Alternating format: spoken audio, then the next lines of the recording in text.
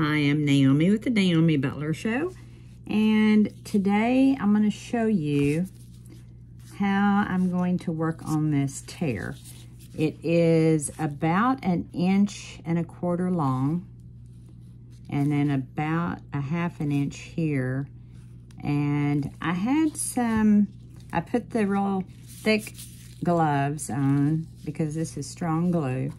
I had one, it's E6000 glue is what I've learned to use. And I fixed 2 other paintings years ago. So this tube has gotten really thick. It was dried out at the top.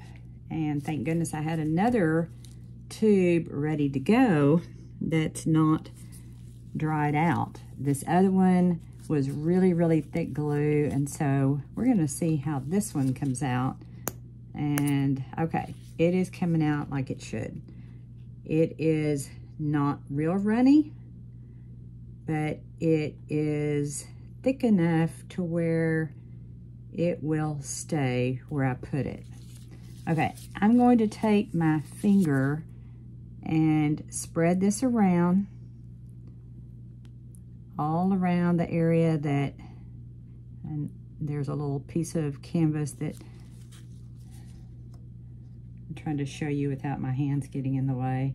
So I'm taking it further than the edges of the tear. When this stuff dries, it's kind of like concrete. I learned this years ago. I was trying to find the right kind of glue. And so I'm putting it on pretty thick. I've got it all the way around. I've got it on top of the tear, around the tear, and I'm gonna let that dry. This is part 1.